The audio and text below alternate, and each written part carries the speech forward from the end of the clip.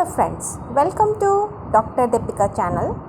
And अगर आपको मेरा प्रीवियस वीडियो अच्छा लगा है तो आप मेरे चैनल पे जाके नोटिफिकेशन बेल को रिंग करिए और सब्सक्राइब करिए।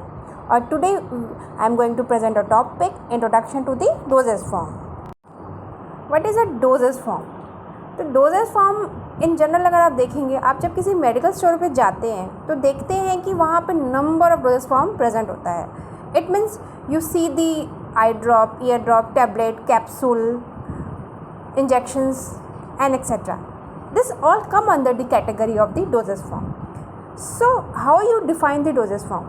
तो डोजेज फॉर्म सिंपल आप कह सकते हैं एक प्लेटफॉर्म है या मीन्स है जिसमें हम क्या करते हैं, कोई भी ड्रग की जो मॉलिक्यूल होती है या कोई भी एक्टिव फार्मास्यूटिकल इंग्रेडिएंट है तो this is deliver to the site of action within our body. मतलब ये जो आपका ड्रग मॉलिक्यूल है, एपीआई है, जब हम इसको लेते हैं मेडिसिन को तो ये हमारे बॉडी में जाके जो उसका पर्टिकुलर साइट होता है वहाँ पे जाके ये ड्रग डिलीवर होता है और ये आपको थेराप्यूटिक इफ़ेक्ट शो करता है। So the next dosage form, it is combine or composition of the two things. First one is the drug and second one is the excipients. तो ये जो ड्रग होती है, ड्रग को आप अदर फॉर्म में एपीआई भी कह सकते हैं। It is a active pharmaceutical ingredient. तो जैसे मार्केट में आपको पैरासीटामोल, सेट्रेजिन और भी बहुत सारे number of medicine are available, ठीक है। लेकिन अब इसको हम क्या करते हैं, we have to convert this raw material into the some dosage form, ठीक है। तो सिंपली अगर आप एपीआई को डिफाइन करना चाहते हैं तो it's just a chemical compound that is use to diagnose, treatment, prevent to any disease, ठीक है। मतलब सिंपली ये एक रॉ मटेरियल है जो अपना थेराप्यूटिक एक्शन शो करती है हमारे बॉडी में, जो फार्माकोलॉजिकल एक्शन होता है just because of this API. Second one is excipient. तो एक्सिपिएंट क्या होता है? तो जो एक्सिपिएंट होता है इसको हम लोग इनएक्टिव इंग्रेडिएंट भी कहते हैं। It means it doesn't show any pharmacological property or any therapeutic action. It is just used to bind or mask the taste of that API. मतलब सिंपल कह सकते हैं कि ये एक इनर सब्सटेंस है जो कि कोई भी थेराप्यूटिक एक्शन शो नहीं करती है और ना ही ये एक्टिव इंग्रेडिएंट की एक्टिविटी को सप्रेस करती है। तो आप इसका एग्जांपल देखेंगे तो binding agent, dye, preservative, flavouring agent, sweetening agent और कलरिंग एजेंट। जैसा कि हमने लास्ट स्लाइड में देखा था कि एपीआई क्या है, तो एपीआई को हम लोग डायरेक्टली क्लिनिकल यूज़ में क्यों नहीं ले सकते हैं? तो इसके साथ बहुत सारी प्रॉब्लम्स या कॉम्प्लिकेशंस हमें आती है। अगर हम लोग डायरेक्टली एपीआई ही without the use of inner material अगर हम इसको सेल करते हैं तो here we can discuss some of the points कि why we don't use API as a clinical use. First one is a API handling and accurate dose. मतलब अगर if you देखेंगे जैसे फोलिक एसिड है या सेट्रेजिन है तो इनकी क्वांटिटी बहुत ही स्मॉल होती है, 5 mg। अगर आप इसको वेट भी करेंगे तो आप ये सोचिए कि अगर आप किसी पेशेंट को दे रहे हैं 5 mg कि आप इसको ऐसे ले लो, तो it is impossible for them कि वो कैसे मेज़र करेंगे कि 5 mg ही हमें लेना है। तो हैंडलिंग और एक्यूरेट डोजिंग इज़ डिफ़िकल्ट। तो इसमें प्रॉब्लम क्या आ रही है कि जो लो mg और जो माइक्रोग्राम में डोजेज हैं हम उसको ऐसे पेशेंट को नहीं दे सकते हैं। Second one is API administration can be impractical और unfeasible because of size, shape, smell. तो जैसे आप देखते हैं कुछ जो ड्रग्स होती हैं, एपीआई होता है, उनका जो स्मेल होता है वो बहुत ही बैड होता है। तो इस केस में we encapsulate into the capsules. मतलब इसको हम लोग क्या करते हैं, कैप्सूल के अंदर पुट करते हैं कि उसके टेस्ट को हम लोग मास्क कर सकें, उसके ऑर्डर को मास्क कर सकें। कई बार साइड सेज या पेशेंट को अट्रैक्ट करना है, या जैसे कि कोई स्मॉल किड्स होते हैं, वो क्या होता है कि अगर आप वो जनरली बच्चे जो होते हैं टैबलेट्स को प्रीफर नहीं करते हैं, they don't take the tablet. तो वैसे ही अगर उनको आप कलरफुल टैबलेट्स प्रोवाइड करते हैं तो उनको वो चीज़ अच्छा लगता है। फिर थर्ड वन है some API are chemically unstable in light, moisture and oxygen. तो जो एपीआई होता है वो स्टेबल नहीं होता है। अगर आप उसको सिंपली मार्केट में ऐसे सेल करते हैं तो they may be react with environmental oxygen और they will be react with light and lose their potency. The next one is the API can be degraded at the site of administration. कुछ ऐसे ही drugs होती हैं, API होती हैं जो हमारी body में जाके डिग्रेड हो जाती है, जैसे कि पेंटाप्राजोल है, उसको हम लोगों को एंट्री कोटेड करना पड़ता है। मीन्स कि वो इंटेस्टाइन में रिच होने से पहले, वो अपनी एक्टिविटी दिखाने से पहले ही वो HCl एसिड में डाइजेस्ट हो जाती है। तो इस केस में भी हम उसको क्लिनिकल यूज़ में डायरेक्टली नहीं यूज़ कर सकते। नेक्स्ट, API में कॉज लोकल इरिटेशन। कभी कभी अगर जो API होता है वो अगर आप हाई कंसनट्रेशन में ले रहे हैं तो वो हमारे बॉडी में लोकल इरिटेशन और इंजरी कॉज करता है।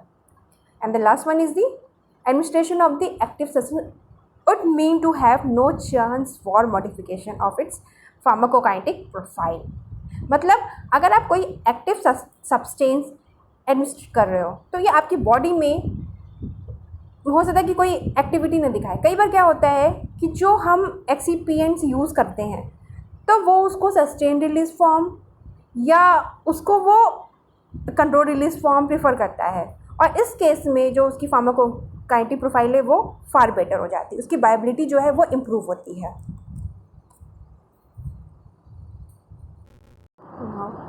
व्हाट इज़ द एडवांटेजेस और नीड ऑफ डोजेज फॉर्म। मतलब हमें API को डोजेज फॉर्म में यूज़ करने की क्या ज़रूरत है। आप देखते हैं वही paracetamol come in the dry syrup form, come in the tablet, come in the capsules and injection form. So why it is a need of a dosage form? So first one is that it provides safe and convenient delivery of accurate dosage form.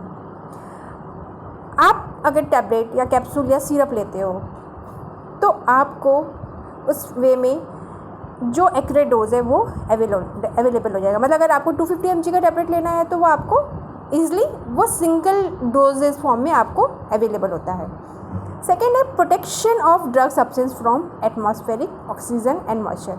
मतलब हम क्या कर रहे हैं, जो आपका capsule है, tablet है, इसको हम लोग कोटेड कर दे रहे हैं, या इंजेक्शन्स है तो उसको हमने क्या किया, एम्प्यूल में सील कर दिया है, या सिरप है, हम कई बार जो सिरप्स होती है it come in the brown colour bottle, मतलब वो उसके जो लाइट उससे वो उसको प्रोटेक्ट करती है, मतलब जो भी एटमॉस्फेरिक ऑक्सीजन या मॉइस्चर है उससे वो प्रोटेक्ट करती है। उसके बाद है protection of the drug substance from gastric acid after oil administration. जब आप कोई डोजेस फॉर्म लेते हो, ठीक है, तो क्या होता है कि वो हमारे गैस्ट्रिक एसिड में जाके वो डिग्रेड हो जाती है, मतलब उसकी जो एफिकेसी है वो लूज़ हो जाती है। इस केस में हम लोग टैबलेट को क्या करते हैं, एंटी कोटेड टैबलेट बनाते हैं। मतलब जो एंटी कोटेड टैबलेट में हम लोग जो एक्सिपेंट यूज़ करते हैं वो ड्रग को गैस्ट्रिक एसिड से प्रोटेक्ट करता है, और सीधे वो जो ड्रग है वो आपके इंटेस्टाइन में जाके ही अपनी एक्टिविटी शो करता है। It conceal bitter taste and odour of the dry substance. मतलब हम सिरप में क्या करते हैं, कई बार कुछ फ्लेवरिंग एजेंट ऐड कर देते हैं, या टैबलेट है उसको हम लोग कोटेड कर देते हैं, तो इससे क्या होता है, जो आपकी ड्रग है उसका जो टेस्ट और ऑर्डर है वो कंसील हो जाता है। Next is to provide liquid preparation of the drug that are insoluble और unstable in the desire vehicle. जैसे कि आप देखेंगे कि मार्केट में सस्पेंशन और इमल्शन भी अवेलेबल है। तो सस्पेंशन मतलब क्या होता है कि कोई भी जो सॉलिड पार्टिकल है वो लिक्विड में, but they don't mix together, वो मिक्स नहीं होते हैं। जैसे कि एग्जांपल आपका जेलोसिल है, तो कुछ जो ड्रग है जो इंसॉल्युबल नहीं हो रहा है, अगर वो इंसॉल्युबल नहीं होगा आप उसको लॉन्ग टर्म के लिए रख देंगे तो वो अनस्टेबल रहेगा, ठीक है। लेकिन अगर वो सस्पेंशन में रख दे रहा है और हमने उसमें क्या किया हुआ है, कुछ एक्सिपेंट ऐड किया हुआ, तो वो उसकी स्टेबिलिटी को इन्हेंस कर रहा है। It's provide liquid dosage form of substance soluble in desire vehicle, for example solution में आप देखते हैं कि कोई भी सब्सटेंस है वो ईजिली व्हीकल में डिजॉल्व होता है, एंड व्हीकल मतलब कोई भी आपका सॉल्वेंट। फिर then it's provide optional drug action from topical administration site. Topical means you have to apply on the skin, तो आपके सामने बहुत सारे ऑप्शंस है, मतलब ऑइंटमेंट एंड क्रीम है, ईयर एंड नसल प्रिपरेशन है, मतलब what type of drugs you want. Then it's provide for insertion of a drug into one of the body orifice. जैसे कि सपोजिटरीज है, तो सपोजिटरी को ईजिली आप बॉडी कैविटी जो होती है वहाँ पे हम उसको ईजिली इंसर्ट कर सकते हैं। एग्जाम्पल है rectal and vaginal suppository. It's provide extended drug action through control release mechanism. Markets में आप देखेंगे जैसे कि मेटफॉर्मिन है, तो मेटफॉर्मिन का कंट्रोल रिलीज टैबलेट भी अवेलेबल है। मतलब ये आप आप जो दिन में 3 से 4 ड्रग्स लेते हो, तो उसकी जगह पे आप सिंगल ड्रग लो, वो ड्रग को धीरे धीरे रिलीज़ करता है, मतलब कंट्रोल वे में। और इस प्रकार से हम extended drug action through control release mechanism available provide होता है हमें। फिर उसके बाद है provide for the placement of drug with in the body tissue. कोई भी ड्रग मतलब बॉडी में इंसाइज करके हम वहाँ पे ड्रग्स को प्लेस करते हैं। तो इसका एग्जांपल है implants. It's provide for the optimal drug action through inhalation therapy. जैसे इनहेलेंट है, मतलब किसी को अस्थमा है, तो उस केस में क्या है कि हम पेशेंट को एक डिज़ायर ऑप्टिमल ड्रग रिलीज वो प्रोवाइड करता है। Classification of the doses form.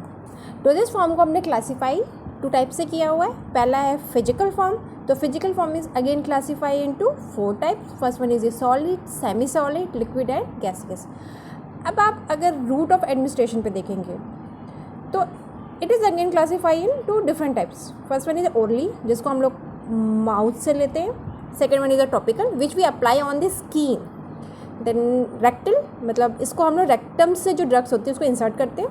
Parental में आपके जितने भी इंजेक्शन्स या स्टेराइल प्रोडक्ट्स हैं ये आ जाता है। वेजाइनल, ड्रग्स इंसर्ट विया vagina.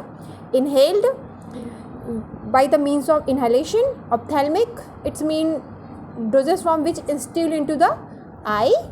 Otic, it's related to the ear, मतलब जो भी ड्रग्स है हमें वो ईयर्स के थ्रू इंस्टिल करना है। So here overall the chart of the classification according to the its physical form.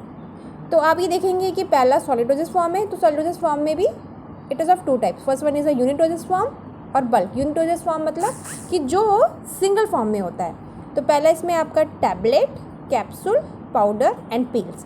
Bulk को हम लोग अगेन 2 पार्ट में डिवाइड किए हुए हैं। पहला इंटरनल, मतलब जो सॉलिड डोजेस फॉर्म है उसको हम लोग इंटरनली इनटेक कर रहे हैं, तो ये फाइन हो जाएगा। Next one is a powder and granules.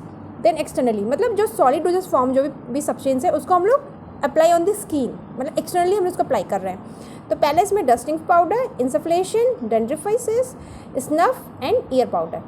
Second one is the liquid dosage form. Liquid dosage form जो है इसको हमने 2 पार्ट्स में डिवाइड किया। First one is a biphasic and second one is monophasic. तो बाईफेसिक मतलब it's doesn't form a clear solution, मतलब जो भी आप मिक्स करेंगे वो आपको विजिबल होगा, बस इसकी जो स्टेबिलिटी है हम उसमें इमल्सिफाई एजेंट या सस्पेंडिंग एजेंट डाल के हम उसको स्टेबल करते हैं। तो ऐसे ही इसमें इमल्सन और सस्पेंशन आता है।